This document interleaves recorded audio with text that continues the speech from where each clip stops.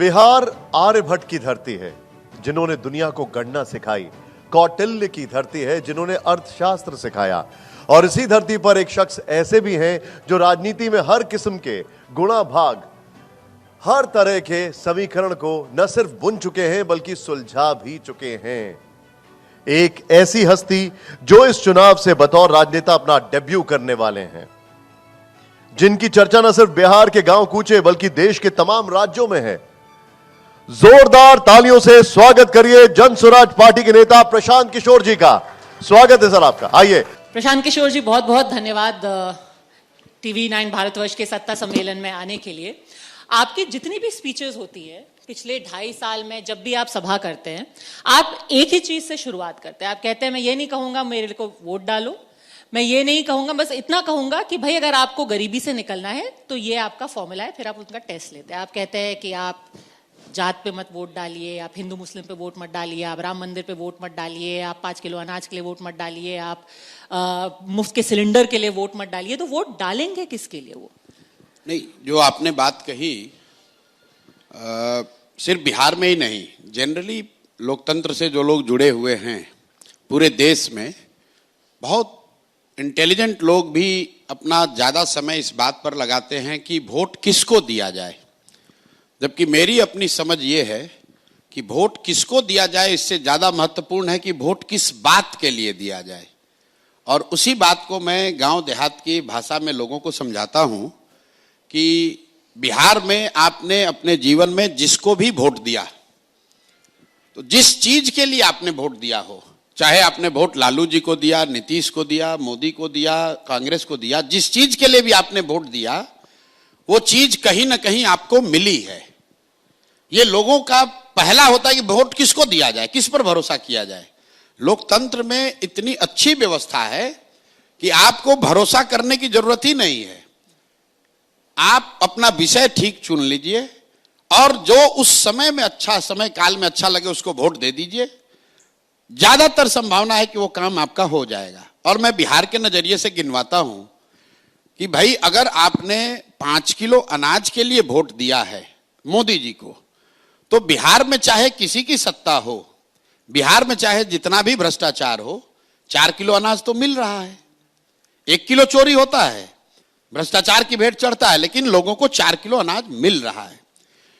लोगों ने यहां पर लालू जी को वोट दिया। लालू जी के लोग यहां आएंगे, कहेंगे कि हमको लालू जी ने यहां गरीबों को सम्मान दिया, आवाज दिया। तो मैं तो मन से उनका विरोधी होने के, राजनीतिक विरोधी होने के बाद भी कहता हूं कि भाई लालू जी को अगर आपने गरीबों के, वंचितों के आवाज और सम्मान के लिए वोट दिया, तो लालू जी की राज में गरीबों को सम्मान और आवाज मिली। बिहार की राजनीति को जो समझते हैं वो जानते हैं इस बात को। भले ही ये अलग बात है कि जिन वर्गों को लालू जी ने आवाज दिया उनको पढ़ाई की व्यवस्था नहीं की, उनके लिए पूंजी जमीन की व्यवस्था नहीं की, उनको रोजी रोजगार नहीं दिया, लेकिन आवाज तो जरूर दिया। इसी तरह लोगों ने अगर नीतीश कुमार को वोट दिया बिजली के लिए कि बिहार में बिजली, पानी, सड़क की स्थिति सुधरनी चाहिए, तो बिहार में चाहे जो स्थिति हो, जब नीतीश जी 2005 में मुख्यमंत्री बने तो भी बिहार देश का सबसे गरीब और पिछड़ा राज्य था, और आज भी देश का सबसे गरीब और पिछड़ा राज्य है। लेकिन बिहार में घर घर बिजली आ गई क्योंकि लोगों ने बिजली के लिए वोट दिया, लोगों ने सिलेंडर के लिए वोट दिया, तो इसी बिहार में घर घर सिलेंडर बंट गया। लोगों ने मोदी जी का भाषण सुन के वोट दिया कि मोदी जी ने गुजरात में बड़ा विकास किया है, तो भाई गुजरात में विकास हो रहा है, जितना पहले हो रहा था उससे तेजी से हो रहा है। और बिहार से बच्चे जो पहले पंजाब जाते थे, हरियाणा जाते थे मजदूरी करने, अब वो लड़के जा रहे हैं गुजरात में मजदूरी करने। ये आपको क्या बताता है कि वोट आपने चाहे लालू को दिया, नीतीश को दिया, मोदी को दिया, जिस काम के लिए भी दिया वो चीज कम या ज्यादा हुआ है। अगर पूरे राज्य में लोगों ने अयोध्या में मंदिर बनाने के लिए वोट दिया तो मंदिर बन गया। बिहार के गांव की स्थिति चाहे कुछ भी हो, यहां पर फैक्ट्री लगे ना लगे, हम लोग के वोट की ताकत से अयोध्या में मंदिर बन गया। और साथ में मैं लोगों से यह भी पूछता हूं कि आप बताओ कि क्या आपने कभी किसी भी नेता को अपने बच्चों के पढ़ाई रोजगार के लिए वोट दिया है? तो आज तक 2.5-3 वर्ष के मेरे अपने जर्नी में बिहार में किसी व्यक्ति ने नहीं कहा है कि हमने अपने बच्चों के पढ़ाई रोजगार के लिए वोट दिया है। तो मैं ये बता रहा हूं कि भाई जिस चीज के लिए वोट दिए वो मिला, जिस चीज के लिए वोट नहीं दे रहे हो नहीं मिल रहा है। तो वोट प्रशांत किशोर को दो, लालू को दो, नीतीश को दो, मोदी को दो, लेकिन वोट अपने बच्चों के लिए दो, शिक्षा रोजगार के लिए दो, क्योंकि इसी की सबसे ज्यादा बिहार में जरूरत है। पर प्रशांत जी, इसमें एक तरीके से तो लग रहा है कि आप कैंपेन कर रहे हैं मोदी जी के लिए, नीतीश जी के लिए, लालू जी के लिए। एक ये बात भी तो बच्चों के भविष्य के लिए ही है ना। अगर आपके घर में बिजली आनी शुरू हो गई है, अगर आपको सम्मान मिलना शुरू हो गया है, अगर आपके घर में अनाज आ रहा है, अगर आपके घर में सिलेंडर आ रहा है, तो फिर आपके जो पैसे हैं आप अपने बच्चे की एजुकेशन में लगाएंगे, उसको शायद प्राइवेट स्कूल में दाखिल करा देंगे। बिल्कुल ठीक बात है, ऐसे ही तो विकास होता है। ठीक बात, ऐसे ही विकास होता है। लेकिन यह भी तो संभव है कि आप बच्चों का भविष्य तो बड़ा वेग है ना, बच्चों के भविष्य के लिए वोट। नहीं, बिल्कुल सीधी बात है कि अगर आपने 5वीं क्लास पास कर लिया तो क्या जीवन भर 5वीं क्लास में ही पढ़ते रहिएगा कि आगे का पढ़िएगा? बिजली नहीं थी, बिजली आ गई, उसके लिए नीतीश कुमार का सम्मान है, उनको लोगों ने सत्ता में बैठाया। लेकिन बिजली का पे करने के लिए पैसा भी तो चाहिए, रोजगार भी तो चाहिए। अकेले एक दिल्ली शहर में पूरे बिहार के मुकाबले करीब करीब 1.25 गुना ज्यादा बिजली कंज्यूम हो रही है। दिल्ली की आबादी कितनी है? बिहार से 1/6 है। ये आपको क्या दिखाता है? बिजली दिल्ली में भी है, बिजली बिहार में भी है। दिल्ली में भी कोई इंडस्ट्री नहीं है, बाय लॉ नहीं है। लोग अपना बिजली का इतना कंज्यूम कर रहे हैं या कंज्यूम कर पा रहे हैं क्योंकि उनके पास पैसा है। बिहार में अगर बिजली आ भी गई है तो एक बल्ब का पैसा देने के लिए भी लोगों के पास पैसा नहीं है। तो गरीबी से निकलने का, गरीबी दूर करने का जो फंडामेंटल 3 रास्ता दुनिया भर के विशेषज्ञों ने बताया है, या तो आपके पास पढ़ाई हो, या आपके पास खेती योग्य जमीन हो, या फिर बिजनेस व्यापार करने के लिए पैसा पूंजी हो। चौथा कोई रास्ता दुनिया में है ही नहीं। बिजली से आप गरीबी दूर नहीं करते हैं। गरीबी हाउस होल्ड लेवल पे दूर तब होगी जब आपके बच्चे पढ़ेंगे, या फिर आपके पास जमीन होगा, खेती करके आप आगे बढ़ सकते हैं, या अगर दोनों नहीं है तो आपके पास पूंजी हो तो आप रोजी रोजगार दुकान व्यापार करके आगे बढ़ सकते हैं।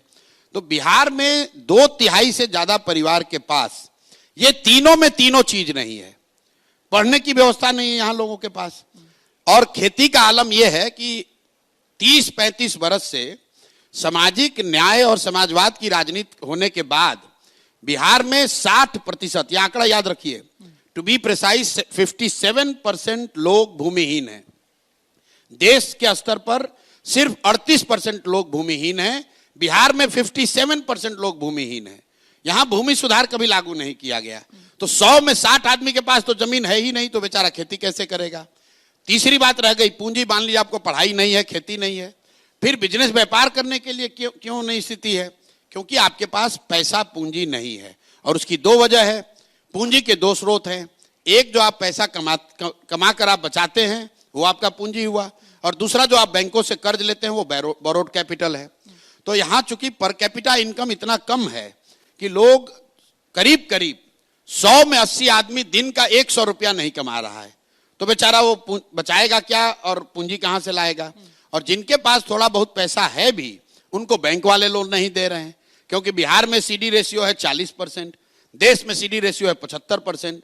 सीडी रेशियो मतलब जितना पैसा आपने बैंक में जमा किया, बैंक ने कितना पैसा वापस कर्ज के तौर पर समाज को दिया। तो बिहार के लोगों ने पिछले वर्ष जमा किया 4.25 लाख करोड़, और बैंकों ने सिर्फ कर्ज दिया 1,61,000 करोड़। बाकी पैसा उन्होंने भेज दिया गुजरात, तेलंगाना, आंध्र प्रदेश, महाराष्ट्र। तो भाई, जब तक बिहार में शिक्षा नहीं होगी, तो जब तक बिहार में भूमि सुधार नहीं होगा, और जब तक लोगों के हाथ में पैसा पूंजी नहीं होगा, तो जितने बात यहां हो जाए, जितने वाद चल जाए, बिहार की गरीबी दूर नहीं हो सकती है। तो हम लोग ये कह रहे हैं कि फंडामेंटल लेवल पे ये 3 चीजों के लिए काम होना चाहिए, और काम तब होगा जब लोग इन 3 चीजों के लिए वोट देंगे। आप कैसे करेंगे ये सब? नहीं, यही बात हम लोग बता रहे हैं कैसे करेंगे। अब हम लोगों ने 3 बातें जो बताई हैं कि शिक्षा को कैसे सुधारेंगे, हम लोगों ने उसका सीधा फॉर्मूला दिया है कि आपको पहले समझना है कि बिहार की शिक्षा व्यवस्था इतनी बिगड़ी कैसे है। हम लोग भी बिहार के सरकारी स्कूल से पढ़े हैं। हर जिले में प्रखंड के स्तर पर 1-2 विद्यालय बिहार में ऐसे जरूर थे जहां पढ़कर आप अपना जीवन सुधार सकते थे। नीतीश बाबू के राज में क्या हुआ कि इन्होंने समता मूलक शिक्षा नीति बनाने के नाम पर एक अभियान चला दिया कि हर गांव में, हर प्रखंड में, हर वार्ड में स्कूल खोला जाए। बहुत बड़े पैमाने पर पैसा भी खर्च किया गया है, स्कूल बनाए भी गए हैं, लेकिन चूंकि रिसोर्स उतना था नहीं, तो they have spread themselves too thin. नतीजा ये हुआ कि जहां स्कूल का बिल्डिंग है वहां शिक्षक नहीं है, जहां शिक्षक है वहां स्कूल का बिल्डिंग नहीं है, जहां दोनों है वहां बच्चे नहीं है, जहां तीनों है वहां पढ़ाई नहीं है। तो इसको हम लोग रिवर्स कर रहे हैं, और जो दुनिया भर में इसके एग्जाम्पल हैं, दुनिया के बहुत बड़े देशों में, आप स्कैंडिनेवियन कंट्री का एग्जाम्पल उठाकर देख लीजिए, what they have suggested and what they have proven, कि rather than taking good school to every village, build good schools and take the children to the good school. अभी सम्राट चौधरी थोड़ी देर पहले आए थे, उन्होंने कहा था कि हमारे स्कूल्स हमने इतने ज्यादा अभी ऐड कर लिए हैं कि पलायन रुक गया है, लोग अब बाहर के राज्यों में सम्राट चौधरी की इतनी समझ नहीं है कि उनकी वो इन विषयों पर बोल सकें। वो शिक्षा मतलब खुद कहां पढ़े हैं, क्या किए हैं। मैं आपको दूसरी बात बता रहा था कि बिहार की शिक्षा व्यवस्था सुधरेगी कैसे। लोग यहाँ कहते हैं कि भैया स्कूल में खिचड़ी बट रहा है इसलिए व्यवस्था खराब है, आपको भी लोगों ने कहा होगा। मेरा उनसे सीधा सवाल है कि भाई 6वीं क्लास के ऊपर के स्कूलों में तो खिचड़ी नहीं बट रहा है, वहां पढ़ाई क्यों नहीं हो रहा है। कुछ लोग ड्राइंग रूम में बैठ के कहते हैं कि नियोजित शिक्षकों की गुणवत्ता खराब है इसलिए पढ़ाई खराब है। तो मेरा उनको पूछना है कि भैया पटना साइंस कॉलेज और पटना कॉलेज में तो नियोजित शिक्षक नहीं पढ़ा रहा है, वहां क्यों नहीं पढ़ाई हो रही है। भाई पढ़ाई की स्थिति इसलिए खराब हुई है क्योंकि समाज और सरकार, इसको समझिए, सिर्फ सरकार दोषी नहीं है, समाज और सरकार दोनों की नजर में शिक्षा की वो महत्ता है ही नहीं। समाज की नजर में भी, एक मिनट आप पूरा समझ लीजिए, सम्राट चौधरी का आंसर सुनिएगा तो एक लाइन में बता देंगे कि हम भारत को, बिहार को, अभी आएंगे तो तेजस्वी यादव कहेंगे हम बिहार को स्कॉटलैंड बना देंगे। उनके पास कोई ज्ञान है नहीं, स्कॉटलैंड कभी लूट के पैसे से घूमने गए होंगे, देखा होगा तो लगा कि हम भी बिहार को भी बना देंगे। कैसे बनाएंगे कोई ज्ञान नहीं है। तो अगर शिक्षा कैसे सुधरेगी, आप 3 मिनट समय दीजिए, हम आपको बता रहे हैं क्या समस्या है। पर जिस तरीके के प्रोमिसेस वो कर रहे हैं, आप भी तो कह रहे हैं कि भाई इस बार आप छठ पे वापस आएंगे तो आप सिर्फ 12-10 हजार रुपए कमाने के लिए वापस अपने गांव बिल्कुल पलायन का मुद्दा है, शिक्षा का मामला नहीं। नहीं मैजिक अभी बता रहे हैं क्या मैजिक है। अभी मैजिक आप सुनना नहीं चाहते ना, मैजिक बताइए। आप ये सुनना चाहते हैं मैं आऊंगा ठीक कर दूंगा। मैं कह रहा हूं नहीं ठीक करूंगा। जो अगर आपने मेरे भाषणों को सुना है तो मैंने कहा कि 10 बरस लगेगा शिक्षा की व्यवस्था सुधारने में। 10 बरस क्यों लगेगा ये भी बता रहे हैं। मैंने नहीं, पहले आप सुन लीजिए, पहले सुनिए, ऐसे जबरदस्ती कीजिएगा तब तो फिर हेडलाइन बनाना चाह रहे हैं आप। नहीं बताइए। आप फिर कहिएगा कि भैया सम्राट चौधरी प्रशांत किशोर में क्या फर्क है। फर्क आप सुनना चाहिएगा तब ना फर्क होगा। आपने जो कपड़ा पहना हुआ है ये अगर आप वर्साचे का खरीदिएगा तो अलग पैसा लगेगा, हैंडमेड होगा तो अलग पैसा लगेगा। तो हैंडमेड को बनाने में तो पैसा समय लगेगा। शिक्षा सुधारने का जो हम लोग फॉर्मूला दे रहे हैं कि बिहार के हर प्रखंड में अगर कम से कम 5 अच्छे विद्यालय बना दिए जाए जो विश्व स्तरीय हो। मैं रेफरेंस के लिए कहता हूं जो नेतरहाट के स्तर का हो, क्योंकि बिहार में सबसे अच्छा सरकारी विद्यालय नेतरहाट रहा है। तो मैं ये कहता हूं कि अगर प्रखंड के स्तर पर 5 अच्छे विद्यालय बना दिए जाएं और बच्चों को स्कूल की बस की सुविधा दे दी जाए तो कोई ऐसा बच्चा नहीं है जो 20 मिनट में उस स्कूल तक ना पहुंच सके। अब 5 विद्यालय बनाने में जो खर्च आना है वो करीब करीब 1 लाख करोड़ रुपया लगेगा। उतना पैसा तो है नहीं। तो हम लोग ये कह रहे हैं कि हर वर्ष हर प्रखंड में 1 अच्छा विद्यालय बना पाएंगे, झूठ नहीं बोलते। हर वर्ष हर प्रखंड में 1 अच्छा विद्यालय बनाएंगे जिसपे करीब 17,000 से 20,000 करोड़ रुपया खर्च आएगा।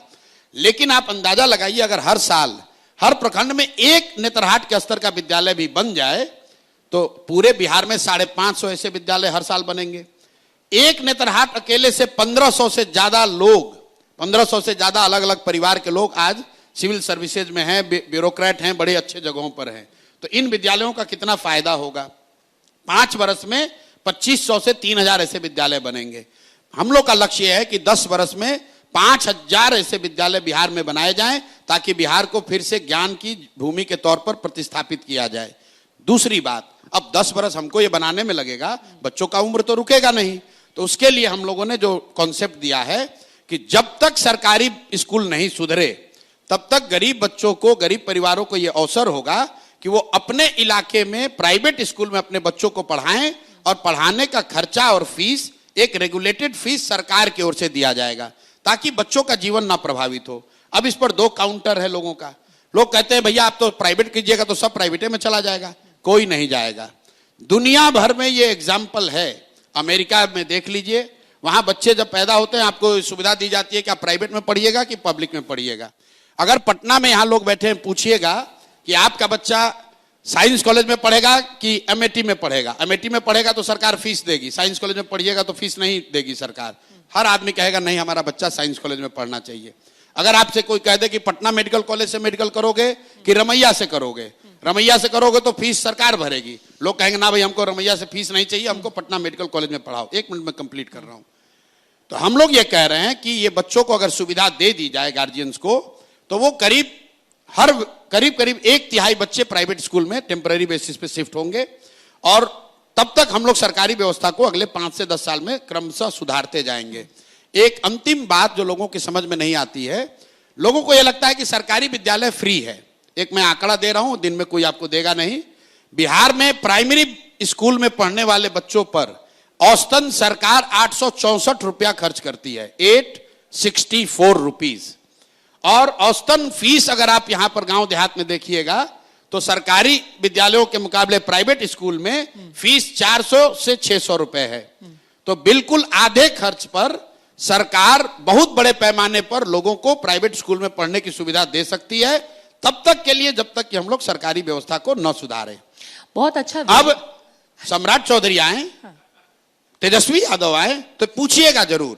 तेजस्वी यादव महानुभाव ने कहा कि हम यही सुन के हम लोग विश्व स्तरीय कह रहे हैं तो कॉपी करता है। आपने सारे तो क्वेश्चंस भी गैस कर लिए, उनका जवाब भी अरे दे वो दिया। पहले से बोला हुआ उन्होंने। अच्छा।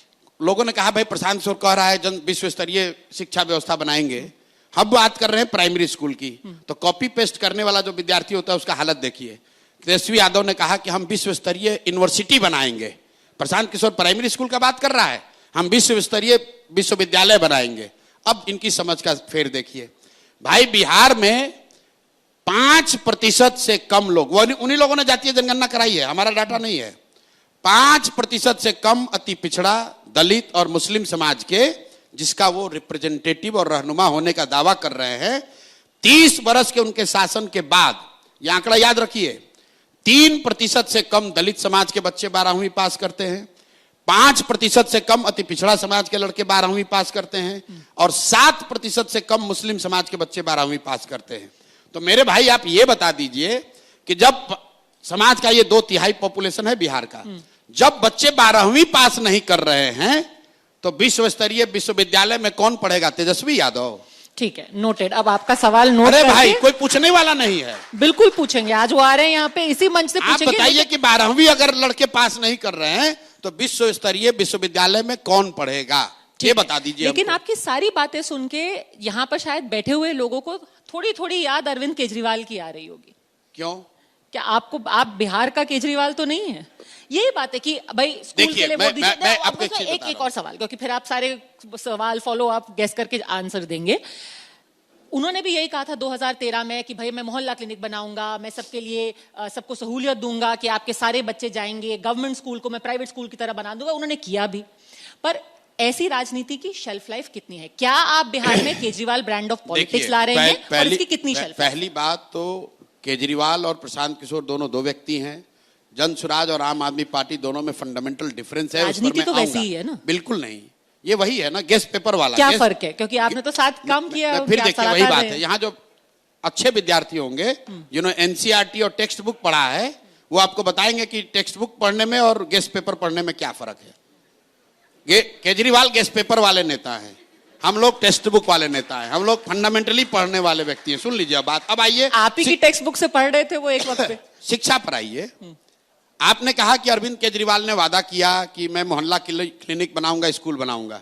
तो मैंने जो बात जहां से शुरू की थी, अरविंद केजरीवाल ने चाहे जितनी गलती की हो, क्या ये कोई देश में इनकार कर सकता है कि दिल्ली में शिक्षा व्यवस्था आज से 15 साल पहले जो उसकी स्थिति थी उसके मुकाबले कुछ तो बेहतर जरूर हुई है, बहुत बेहतर हुई है। हम चाहे अरविंद केजरीवाल का कितना भी शिकायत कर ले, चाहे उनकी जितनी भी गलती हो, लेकिन शिक्षा पर अगर उनका फोकस था तो दिल्ली में सरकारी स्कूलों की स्थिति पहले के मुकाबले बेहतर हुई और बिहार के मुकाबले तो 100 गुना बेहतर हुई है। तो क्या आप कह रहे हैं कि वो गलत चीज कर दिया उन्होंने? वो हारे वो अलग वजह से, लेकिन उसी स्कूल, उसी मोहल्ला क्लिनिक के बल पर 10 बरस लोगों ने दिल्ली में केजरीवाल जी को मौका दिया। पर फिर उनको वोट तो कर दिया, बाहर भी तो कर दिया। कभी तो हारिएगा ना, आप गलती कीजिएगा तो कभी हारिएगा। वो तो और अच्छा करते जा रहे थे, वो कह रहे हैं हमने इसीलिए मैंने कहा और अच्छा कर दिया, जैसे देखिए और अच्छा कर दिया। जैसे देखिए यही है ना कि जैसे नीतीश जी आए, यहाँ बिजली नहीं थी, बिजली दे दिया, लोगों ने 5 वर्ष उनको दिया शासन। अब नीतीश जी चाहते हैं कि 50 वर्ष का जनता कॉन्ट्रैक्ट लिख दे। जनता ये कह रही भाई बिजली तुमने दे दिया, बिजली के लिए तुमको 5 साल दिया बिजली सड़क के लिए, अब हम लोग इसके आगे उद्योग चाहते हैं, पढ़ाई चाहते हैं, रोजगार चाहते हैं। तो केजरीवाल के लिए भी शिक्षा के लिए लोगों ने वोट दिया। ये प्रमाण है इस बात का, क्योंकि लोकसभा में दिल्ली में कभी आम आदमी पार्टी नहीं जीती है, लेकिन विधानसभा में हर बार जीती। क्यों जीती? क्योंकि लोगों ने कहा भाई चलो देश में कोई भी रहे, दिल्ली में आपने शिक्षा सुधारी है, दिल्ली में सड़कें सुधारी हैं, दिल्ली में मोहल्ला क्लिनिक बनाया है, सही बनाया हो गलत बनाया हो, लेकिन उसके आधार पर उनको वोट मिला है। तो ये आप उसको सिरे से खारिज मत कीजिए। रह गई बात जो आपका दूसरा सवाल है कि क्या जनसुराज और अरविंद केजरीवाल आम आदमी पार्टी एक तरह की पॉलिटिक्स करते हैं? बिल्कुल नहीं। हम लोग के उत्पत्ति का ही रास्ता अलग है। अरविंद केजरीवाल आंदोलनकारी हैं और मेरा आंदोलनों में कोई विश्वास नहीं है। आम आदमी पार्टी अन्ना के आंदोलन से निकली, बिहार में हमने कोई आंदोलन किया नहीं है। मेरा अपना मानना है कि मानव सभ्यता के इतिहास को अगर आप पढ़ेंगे, सिर्फ दिल्ली बिहार का नहीं, देश का नहीं, पूरे दुनिया का, if you read the human history, except for French revolution, France की क्रांति को अगर आप अपवाद के तौर पर हटा दें, तो किसी भी क्रांति से, किसी भी आंदोलन से समाज का सृजन नहीं हुआ है। क्योंकि आंदोलन और क्रांति सृजन का हथियार और रास्ता नहीं है। आंदोलन और क्रांति किसी को सत्ता से हटाने का रास्ता है, किसी को सल्तनत को उखाड़ने की उसमें ताकत है। आपने देखा जेपी का आंदोलन हुआ, उससे इंदिरा जी को सत्ता से हटा दिया गया, लेकिन उससे देश और बिहार नहीं सुधरा। अन्ना का आंदोलन हुआ, उससे मनमोहन सिंह की सरकार चली गई, लेकिन नई व्यवस्था नहीं बनी। अरविंद जी की सरकार नहीं, सरकार बनना और समाज में सृजन होना दोनों अलग बात है। मैं आपको यही कह रहा हूं। इसका लोग कोई भी राजनीतिक प्रयास को लोग आंदोलन मान लेते हैं। हर आंदोलन राजनीतिक प्रयास नहीं है, हर राजनीतिक प्रयास आंदोलन नहीं है, उस बात को समझिए। पर जिस तरीके का मोमेंटम आम आदमी पार्टी को मिला था, रामलीला मैदान से उनको मोमेंटम मिला, आपकी एक बड़ी अलग ब्रांड ऑफ राजनीति है, वो मोमेंटम आपको मिल पाएगा बिहार के नहीं? हमें मोमेंटम चाहिए नहीं, हमें वो मोमेंटम नहीं चाहिए। तो हम मोमेंटम बनाने नहीं आए, मोमेंटम ही नहीं होगा तो? हम लोग मोमेंटम बनाने नहीं आए हैं। यही आप अब ठीक रास्ते पर आप आ गए। हम लोग मोमेंटम बनाने वाले लोग नहीं हैं।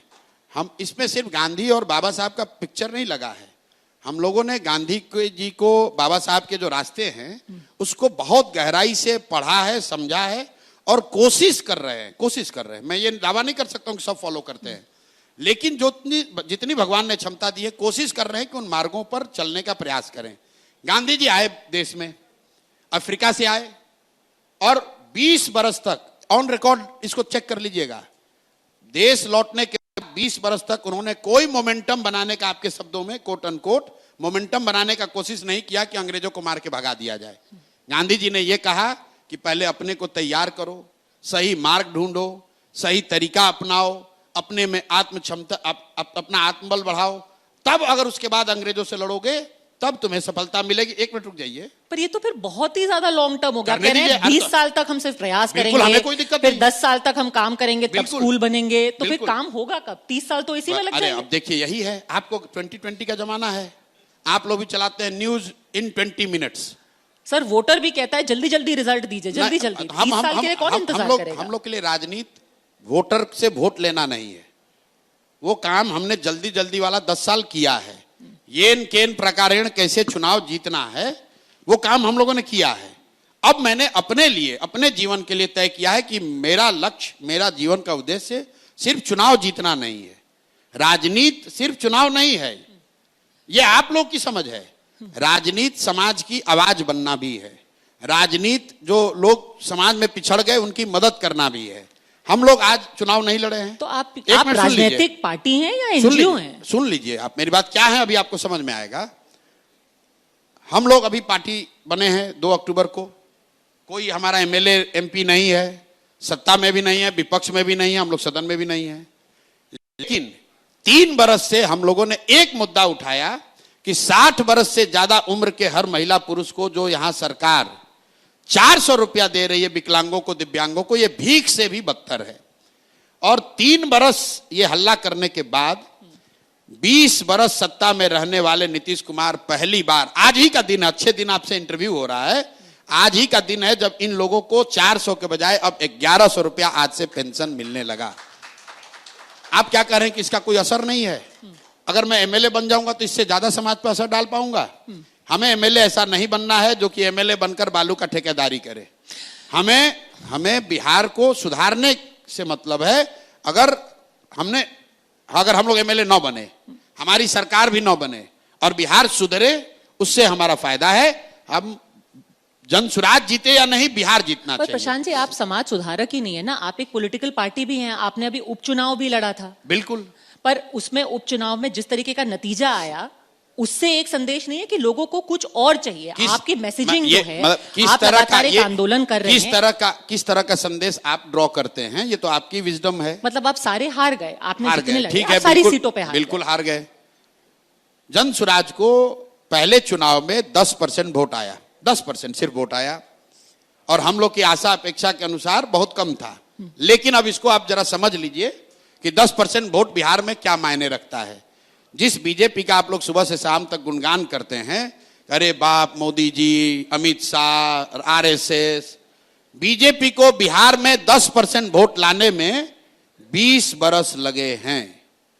और पिछले चुनाव में इतना इनका डंका पीट रहा है पूरे देश में, पिछले विधानसभा चुनाव में बीजेपी को 19.6% वोट आया था, जदयू को 15% से कम। 100 बरस पुरानी कांग्रेस पार्टी को 5.6% वोट आया था। और आप कह रहे हैं कि 10 दिन पुरानी पार्टी को 10% वोट आया, तो आप कह रहे हैं कि आपकी बात कोई मान नहीं रहा है। तो भाई आप निर्णय कर लीजिए। हमको अगर नहीं भी मान रहा है तो हमको घबराहट नहीं है। दिक्कत यह है कि हमसे ज्यादा घबराहट आप लोगों को है।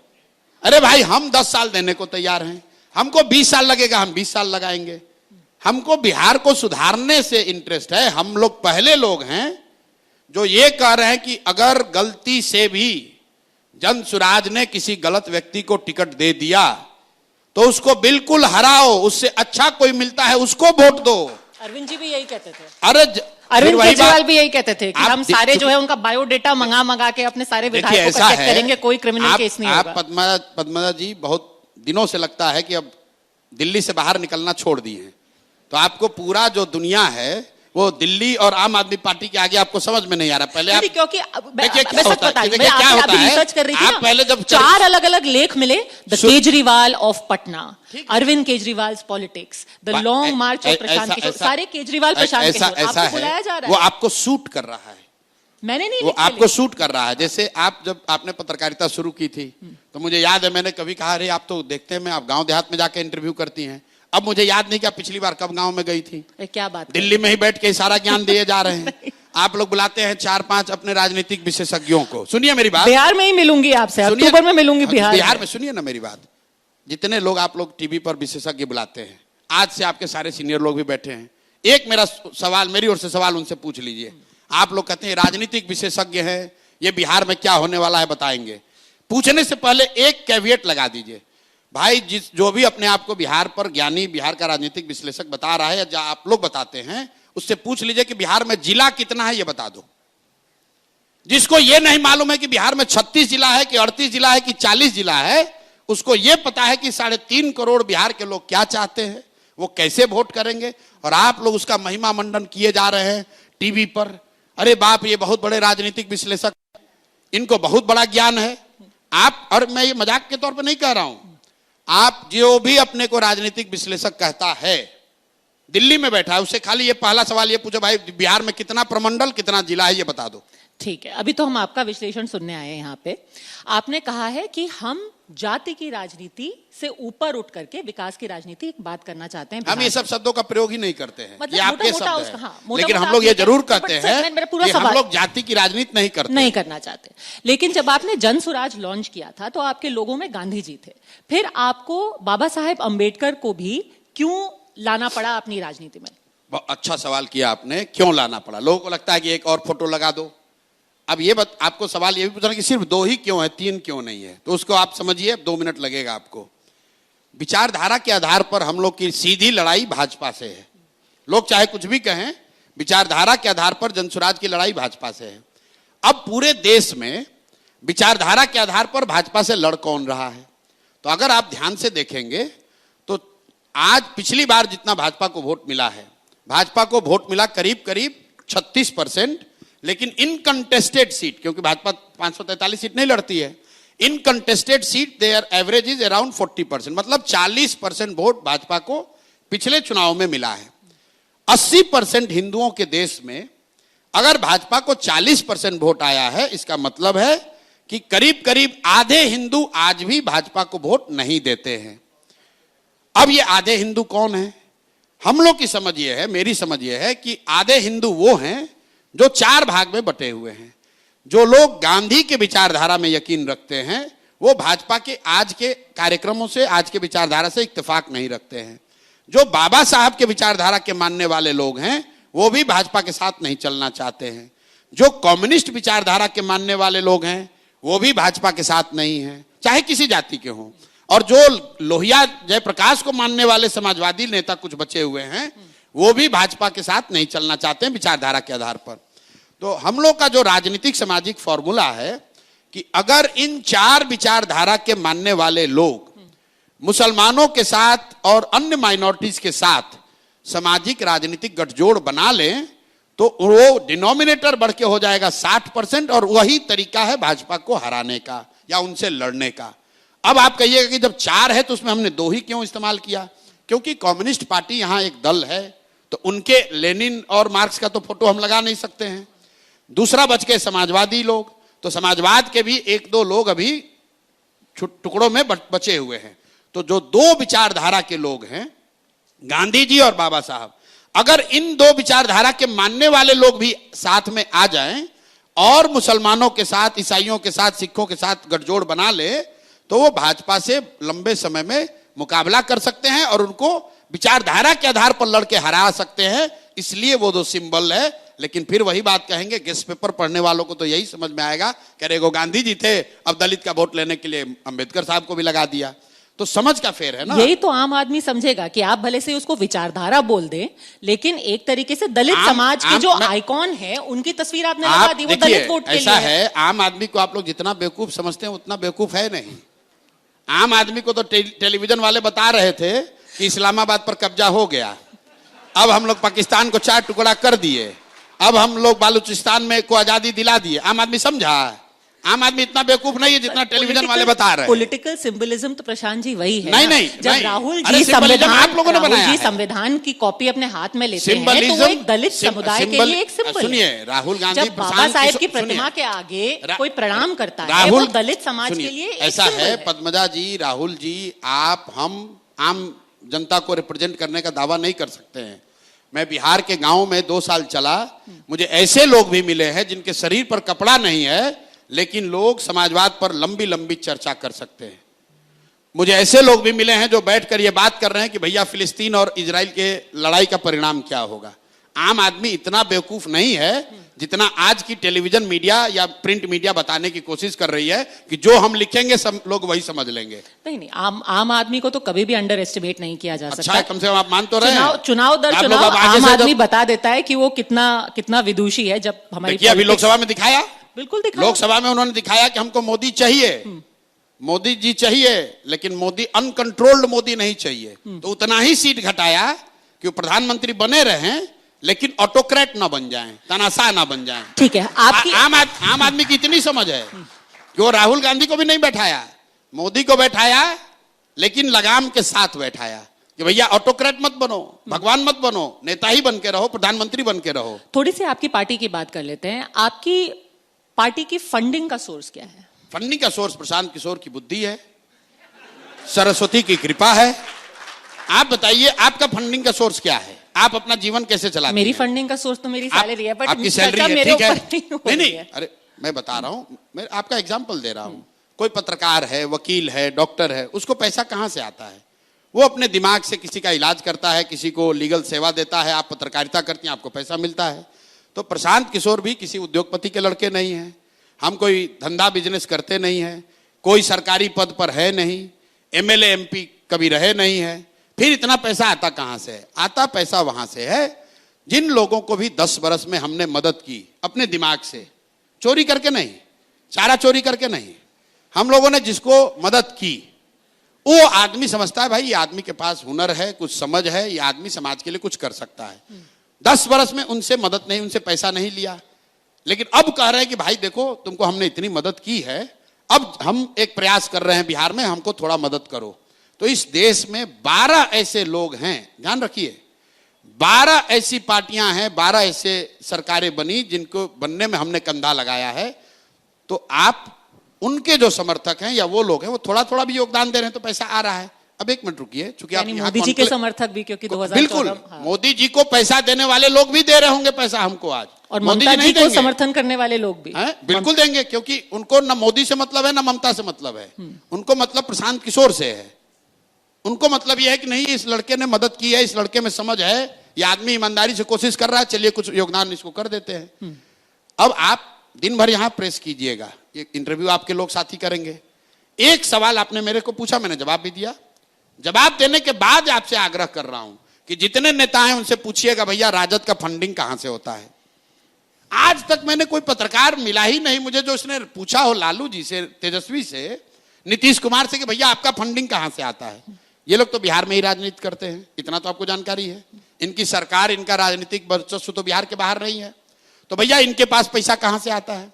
ये बिहार की गरीब जनता के लिए चलने वाली योजनाओं को लूटकर, यहां पर शराब और बालू माफिया को पैट्रोनेज देकर उनसे जो पैसा लेते हैं उसी से अपनी पार्टी चलाते हैं। और आप हमसे पूछ रहे हैं, बिल्कुल आपको पूछना चाहिए प्रशांत जी, क्योंकि आप एक नए प्लेयर हैं इसलिए। अच्छा, वो तो पुराना है, उस पर चोरी का कोई मतलब, उनसे भी बार बार पुराना चोर है भैया तो आप पर कोई दिक्कत नहीं है। नया नया अगर आए तो आपसे पूछा जाएगा कि आप चोरी कर रहे हैं कि नहीं। पुराने लोग हैं तो भैया आप खुल के चोरी करते रहिए। मैं इसका कॉन्टेक्स्ट बताती हूँ, क्यों फंडिंग की बात होती है। पूछा है, मैं उसका कॉन्टेक्स्ट भी क्लियर कर रही हूँ जी, कि अभी जो एस्टैब्लिश पार्टीज है उसके सामने आप चुनाव लड़ रहे हैं, 2.5 साल से आप यात्रा कर रहे हैं, बहुत एक्सपेंसिव एक्सरसाइज भी ये होती है।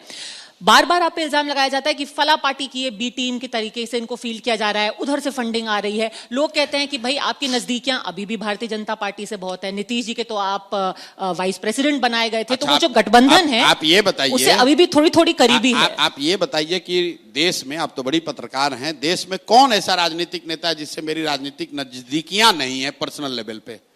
मैं दीदी से भी बात कर सकता हूं, मैं प्राइम मिनिस्टर से भी अगर चाहूं तो रिक्वेस्ट कर सकता हूं बात करने के लिए, वो तो बहुत बड़े आदमी है, टाइम दे ना दे। मैं जगन मोहन रेड्डी से भी बात कर सकता हूं, चंद्रबाबू नायडू से भी बात कर सकता हूं, मैं स्टालिन से भी बात कर सकता हूं, उद्धव ठाकरे से भी बात कर सकता हूं। लेकिन बात करने का मतलब ये नहीं है कि हम उनकी विचारधारा पर चलेंगे या उनके साथ काम करेंगे।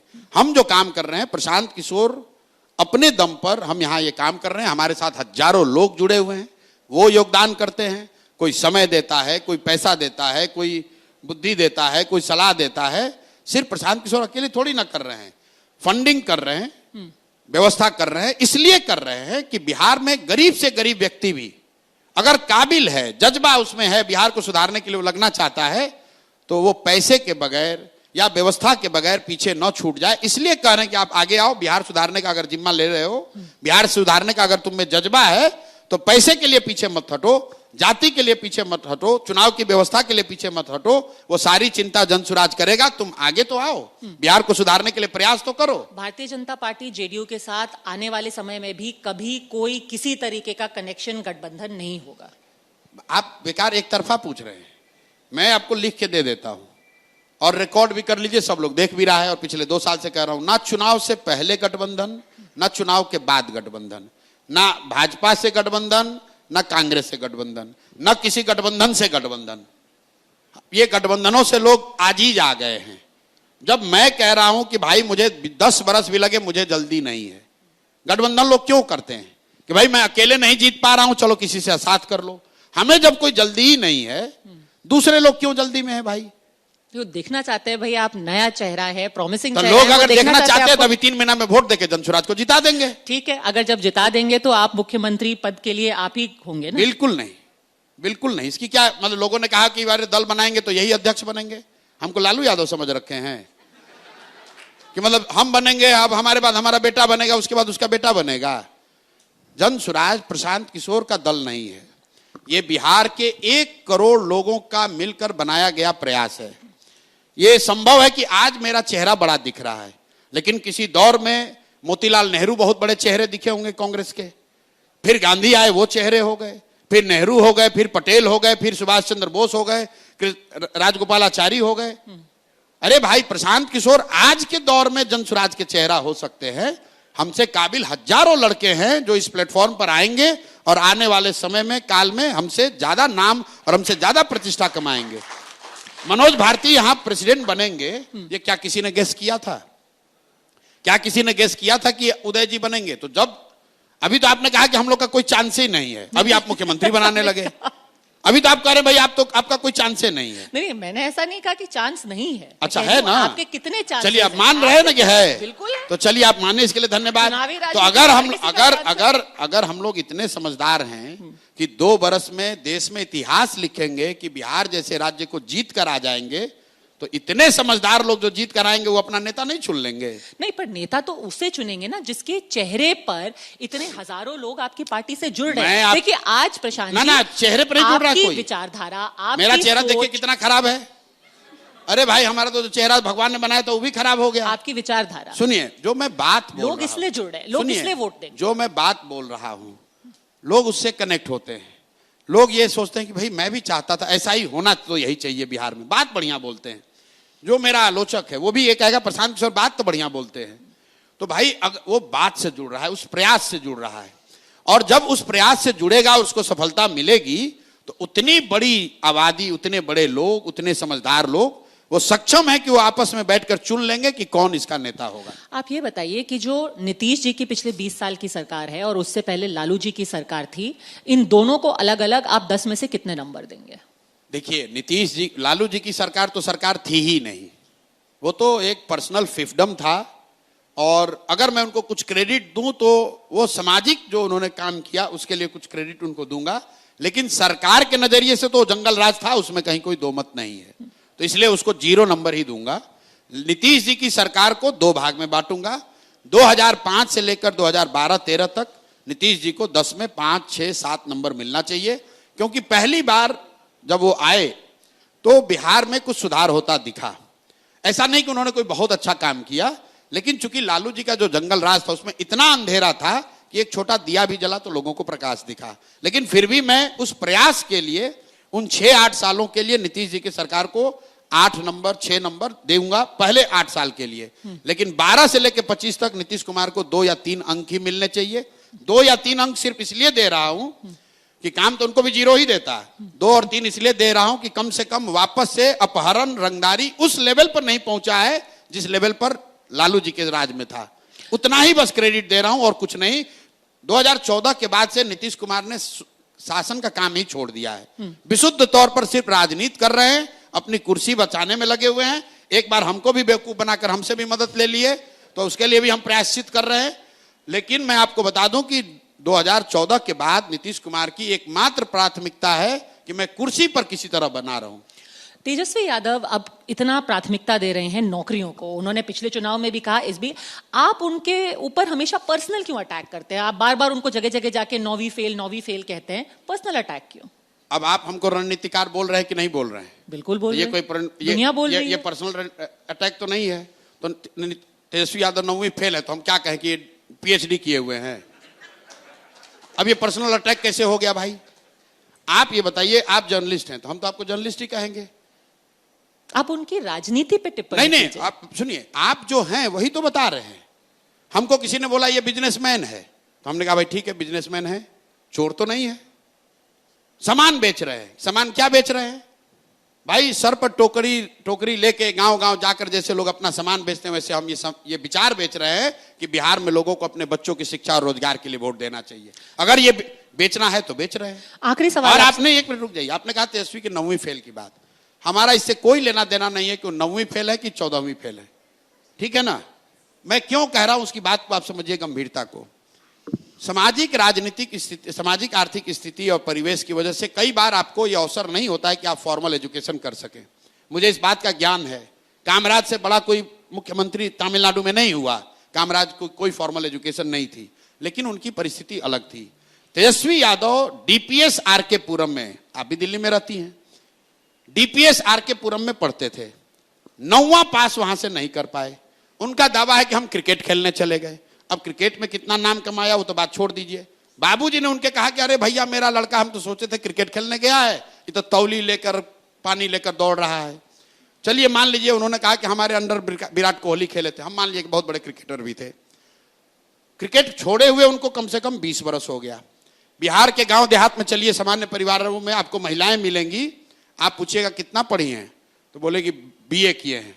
फिर आप पूछे भाई बीए कब कर लिए, तो बोलेगी कि हमारे बाबूजी थे ना तो हमको 8वीं तक पढ़ाए थे, लेकिन हमारा जब शादी हुआ पढ़ाई छूट गया, शादी हुआ तो हमारे पति ने हमको मैट्रिक कराया, फिर भैया बचवा बाल बच्चा हो गया ना तो पढ़ाई छोड़ दिए, लेकिन जब लड़का सब बड़ा हुआ तो कॉरेस्पॉन्डेंस से बीए किए। ये उस महिला का शिक्षा के प्रति आदर और सम्मान दिखाता है, वो दिखाता है कि वो महिला की शिक्षा के प्रति सोच क्या है। तेजस्वी यादव का 9वीं पास नहीं करना यह दिखाता है कि इस व्यक्ति की शिक्षा को लेकर सोच क्या है। भाई आप उस समय नहीं पढ़े, क्रिकेट खेलने चले गए, अब पढ़ लो, अब मैट्रिक पास करके दिखा दो। आखिरी सवाल। ना, अरे आप ऐसे बोल के निकल रहे हैं। तेजस्वी यादव को मैं चुनौती दे रहा हूं, भाई यहां पर ट्यूशन कोचिंग जितने लोग हैं कर लो और मैट्रिक पास होके दिखा दो, मैट्रिक पास होके दिखा दो। मैं जनसुराज वापस ले लूंगा, आपको नेता मान लूंगा, आप ही का प्रचार करूंगा, मैट्रिक पास हो जाओ। चलिए ठीक, मैट्रिक पास ये आदमी नहीं हो सकता है। भाई लालू जी के परिवार में कोई नहीं हुआ। अरे हम मजाक नहीं, देखिए बच्चे भी हंस रहे हैं। ठीक, आप देखिए कितना बड़ा जाति है। नहीं आप लोग ऐसे ठीक है कर रहे हैं। नहीं, अरे भाई जिस समाज में लोगों को सिपाही बनने के लिए 5 बरस 6 बरस संघर्ष करना पड़ता है, क्लर्क बनने के लिए बच्चे यहां 10-10 साल पढ़ रहे हैं, वहां पर आप इसलिए बिहार के नेता बनिएगा क्योंकि आप किसी के लड़के हैं, भले आप 9वीं फेल हैं। और ये सवाल उठाया जा रहा है तो आप कह रहे हैं हम पर्सनल आक्षेप कर रहे हैं। हम पर्सनल आक्षेप नहीं कर रहे हैं। लालू जी के बहुत सारे लड़के बच्चे ऐसे हैं जो फर्जी मेडिकल का डिग्री लिए हुए हैं। हम नहीं बोलते हैं बात, हम कहां बोले, कहीं बोले भाई। उनकी 2 लड़की मेडिकल डॉक्टर है, कहां से पढ़ी आपको नहीं मालूम है, कौन पीएमटी और कौन नीट पास किए जरा पूछ लीजिएगा। और लेकिन आप जब दावा ठोक रहे हैं कि हम बिहार को सुधार देंगे, अब उनके ज्ञान का स्तर एक लाइन बोल के खत्म करेंगे। ये बड़ा आदमी बोलता है सरकारी नौकरी पर कि हमने 5 लाख दे दिया, 10 लाख दे दिया। एक आंकड़ा भैया सब लोग याद कर लीजिए, बिहार में आपकी रिसर्च टीम ने नहीं बताया होगा, चपरासी से लेकर मुख्य सचिव तक संविदा कर्मी इंक्लूडेड टोटल 23.25 लाख लोग ही सरकारी नौकरी करते हैं। जाकर ऑडिटर जनरल का रिपोर्ट देख लीजिएगा। 23.25 लाख लोग बिहार में सरकारी नौकरी करते हैं और ये दावा ये हो रहा है कि हमने 5 लाख दे दिया, हमने 10 लाख दे दिया। अरे मेरे भाई टोटल नौकरी ही 23.25 लाख लोगों को है। और अगर उन्होंने 5 लाख नौकरी दे दी तो बड़ा एक सिंपल सा गेस्ट पेपर वाला सॉल्यूशन है कि भाई आप ही के मन से वो घोषणा कर दें कि हम उन 5 लाख बिहार के लोगों का नाम नंबर जारी कर देंगे जिनको हमने नौकरी दी। आप नंबर जारी कर दो, हम लोग मान लेंगे कि भाई आपने नौकरी दी है। ऐसा कैसे है कि आपने 5 लाख लोगों को नौकरी दे दी, उनको सैलरी मिल रही है, लेकिन उनका नाम पता कोई नहीं जानता है, और तुम उसका नाम पता जारी नहीं कर रहे हो। यार जारी कर दो, हम लोग मान लेंगे कि 5 लाख नौकरी तुमने दी है। ठीक है, आपने चैलेंज दो चैलेंज दिए यहाँ पे, एक मैट्रिक पास करने का और एक वो नाम पता जारी करने का। लेकिन खत्म करने से पहले एक सवाल, क्योंकि आपने सोच के बारे में बात की है, आपने हाल ही में एक सन ऑफ बिहार मनीष कश्यप को अपनी पार्टी में शामिल किया है। उनके कई पुराने ट्वीट लोग निकाल करके कह रहे हैं कि ये उनकी सोच है। क्या ये जनसुराज की विचारधारा है? क्या ये एक एग्जाम्पल आप सेट करना चाहते हैं बिहार के लिए और देश के लिए? आप तो उत्तराखंड की हैं, गंगा वहां से निकलती है और वहां सैकड़ों नदियां, छोटी बड़े नदियां बंगाल आते आते गंगा में समाहित होता है। तो क्या हम लोग गंगा को कोई दूसरा नदी कहने लगते हैं? भाई जनसुराज इतनी बड़ी विचारधारा है, इतना बड़ा परिवार है कि उसमें सब लोग आकर समाहित हो सकते हैं। अब ये बात, अब उन्होंने ये बात जो है कि बातें क्या कही हैं, कुछ ऐसी बातें जो मैं अभी बोल भी नहीं सकती। मैं उस पे आ रहा हूं, ये तो आपका मैं उस पे आ रहा हूं। मान लीजिए कि मनीष कश्यप ने मुझे ही गाली दी, तो क्या उनको सुधरने का, मुख्यधारा में आने का, सही काम करने का रास्ता देना चाहिए कि हमको उन्हीं रास्ते पर छोड़ देना चाहिए कि वो जिहादी बन जाएं? आप बताइए कि अगर 20 साल 22 साल के लड़के को कोई सोशल मीडिया के जरिए उसको हिंदू मुस्लिम के लिए के उन्माद के लिए इस्तेमाल कर रहा है, तो आपका या मेरा फर्ज क्या है? जनसुराज की बात छोड़ दीजिए, अगर वो व्यक्ति सुधरना चाहता है या अपना रास्ता बदलना चाहता है तो क्या उसको अवसर दिया जाना चाहिए कि हम लोग को कहना चाहिए नहीं जो कर रहे यही करते रहो, मतलब समाज में उन्माद फैलाते रहो? मतलब जो आदमी 1 महीना पहले तक भारतीय जनता पार्टी में था, उस वक्त तो उन्मादी था, अब उनका पूरा विचारधारा बदल गई है। अब उनका एकदम माइंड चेंज। मैं ये नहीं कह रहा हूं, किसी समुदाय विशेष के लिए ये आपने कहा कि उनके ये टिप्पणी है, तो गांधी जी के साथ बाबा साहब भी साथ में काम किए। बाबा साहब का गांधी जी से कई मुद्दों पर बहुत मतभेद था। सुभाष चंद्र बोस जी उनके साथ काम किए, उनका भी कई मतों पर उनसे गांधी जी से सहमति नहीं थी। बहुत सारे लोग ऐसे थे जिनकी सहमति नहीं थी।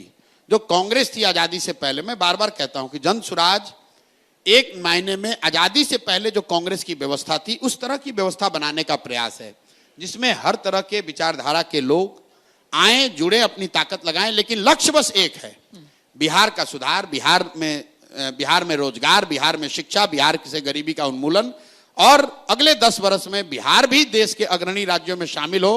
हम लोग भी बिहारी कह के गाली आप लोग से न सुने, यही आशा और विश्वास के साथ हम लोग प्रयास कर रहे हैं, और सबका स्वागत है। अगर जनसुराज में आने के बाद मनीष कश्यप कुछ गलती करेंगे और जनसुराज कार्रवाई न करे, तब आप मेरे से जरूर सवाल पूछिएगा।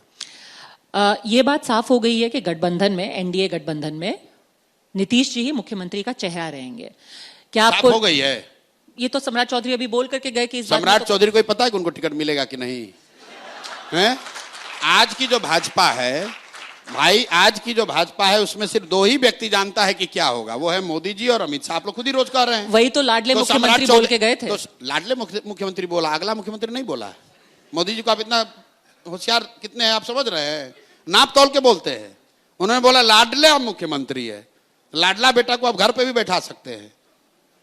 जाके पूछिए, शिंदे जी भी उनके लाडले मुख्यमंत्री थे, महाराष्ट्र में क्या हुआ उनका। ये भाजपा के जो नेतृत्व है उनको पता है, अगर कोई दूसरा कह रहा है तो अपने पेचेक से ऊपर की बात कर रहा है, सच्चाई यही है। दूसरी बात, अगर भाजपा में दम है, मैं आपको अब ये बात चुनौती दे देता हूं, अगर मोदी जी अमित शाह में दम है, राजनीतिक समझ है और दम है, तो घोषित कर दें कि 25 के बाद भी नीतीश कुमार ही बिहार के मुख्यमंत्री रहेंगे। अगर है हिम्मत तो घोषणा करके बता दो। वो कभी नहीं कर सकते हैं, उनका हिम्मत ही नहीं है कि कर सकते हैं, क्योंकि उनको भी मालूम है कि नीतीश कुमार की शारीरिक मानसिक स्थिति अब ऐसी नहीं है कि वो मुख्यमंत्री बने रह सकें। अगर हमको, आपको, बिहार की जनता को मालूम है तो प्रधानमंत्री को नहीं मालूम है। अब आप कहिए कि जब मालूम है तो क्यों बना के रखा है? इसलिए बना के रखा है कि भाजपा की बिहार में न वो ताकत है न तैयारी है कि वो अपने दम पर 243 लड़े। तो किसी तरह जोड़ तोड़ करके वो चाहते हैं कि सत्ता में आ जाएं, और जब जीत के अगर मौका लग गया तो नीतीश कुमार को हटाकर अपना किसी को बैठा देंगे। पर हमसे कुछ ही किलोमीटर दूर अभी तो यहाँ पर एक कार्यक्रम हो रहा है जहाँ पर नीतीश जी पूरा पेंशन की योजना की घोषणा कर रहे हैं। वो तो लगातार इतना काम इससे ये कहाँ हो रहा है कि प्रधानमंत्री ने कहा कि भाई शिंदे जी कार्यक्रम कर रहे हैं। आप कह रहे हैं वो अक्षम है, लेकिन कार्यक्रम तो कर ही रहे हैं। अक्षम है कि नहीं है?